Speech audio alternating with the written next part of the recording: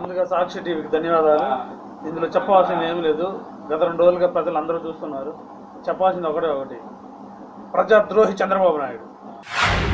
చంద్రబాబు, నీకు నీ మంత్రులకు మళ్ళీ మళ్ళీ చెప్తున్నా, నీకు మానం అభిమానం సిగ్గు లజ్జా ఉంటే, నీకు మానం అభిమానం సిగ్గు లజ్జా ఉంటే పేద రైతుల నుంచి లాక్కున్న అన్ని భూములను వాళ్ళకి తిరిగి ఇచ్చేసాయి. అన్ని భూములని వాళ్ళ కడుపు కొట్టి నువ్వు సంపాదించుకుంటున్నావు. చంద్రబాబు నాయుడు గారు, ఇది మీకు తగదు. అమరావతి రాజధాని పేరుతో మీరు సాగిస్తున్నటువంటి భూదందా ఏదైతే ఉందో అది ఇమీడియట్గా ఆపాలి. చాలామంది మధ్యతరగతి ప్రజలు, పేద ప్రజలు చాలామంది దీనివల్ల సఫర్ అవుతున్నారు. దయచేసి ఈ యొక్క విషయం మీద మీరు ఎంత తొందరగా స్పందిస్తే అంత మాకు కూడా క్లారిటీ వస్తుంది. అందరూ నమ్మాల్సిన పరిస్థితి ఉంది దీని మీద.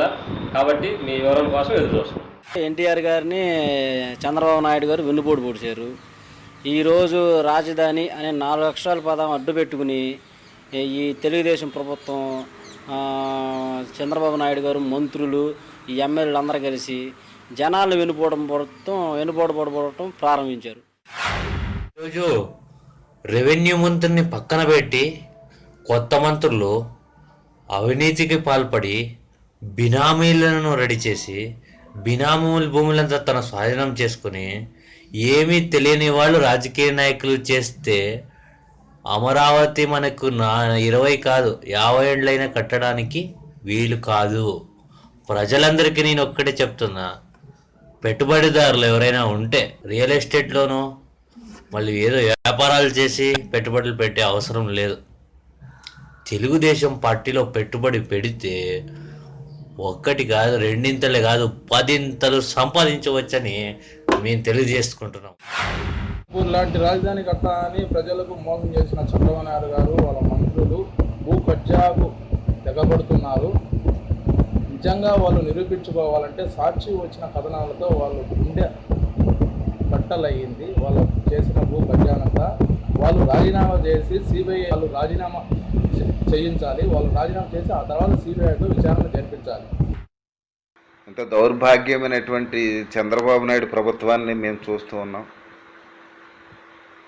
ఈ రాజధాని భూ కుంభకోణం చూస్తుంటే మరి రాబోయే కాలంలో ఇంకా ఎంత దౌర్భాగ్యంగా ఉంటుందో అర్థమవుతుంది. ఏమి చేశారండి అసలు? ఒక్క పని చేశారు, ఒక్క హామీ నిలబెట్టాడు చంద్రబాబు. అభివృద్ధి కోసం వెళ్ళిపోయామంటారు. ఏం అభివృద్ధి? ఒక్క డ్వాక్రా వాళ్ళు డబ్బులు ఇప్పటి వరకు తీర్చగలిగారా? రైతులు రుణమాఫీ అయిందా?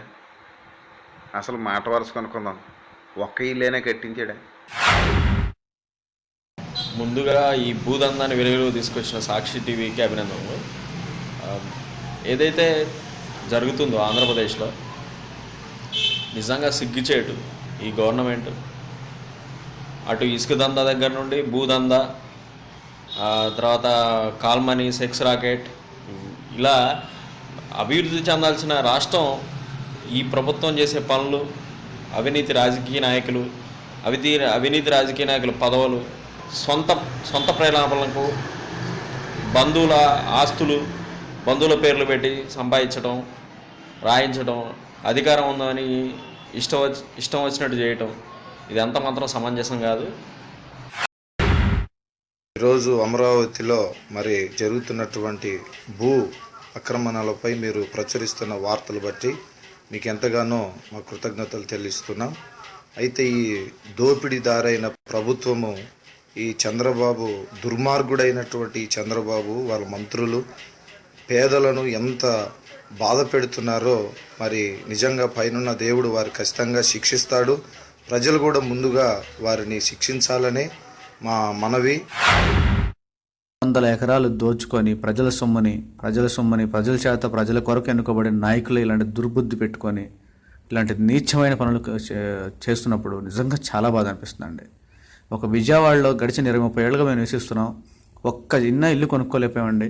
అలాంటిది 100లాది ఎకరాలు దోచుకుని వీళ్ళని ఏమనాలో నిజంగా నాకైతే అర్థం కావట్లేదు. మీరు చేస్తున్న ఈ పనికి ప్రజలకి ప్రతి ఒక్కరికి తెలిసేలాగా మీరు చేస్తున్న ఈ పనికి నిజంగా హ్యాట్స్ చెప్తున్నాను. ఎకరాల్లో రాజధాని కట్టొచ్చు.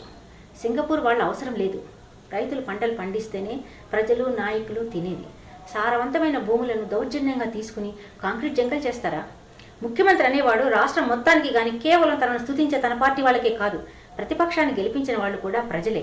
ముఖ్యమంత్రికి ప్రజలు అందరూ సమానం అన్న జ్ఞానం లేకుండా దౌర్జన్యాలు చేయటం సరికాదు. బెదిరించి పంటలు తగలబెట్టి పోలీసుల దౌర్జన్యంతో పొలాలు తీసుకోవటం నేరం కాదా? ఓటు నోటు కేసులో చంద్రబాబు నిలబడి ఎంక్వైరీకి నిలబడి చంద్రబాబుకు నిజాయితీ తెలిసేది.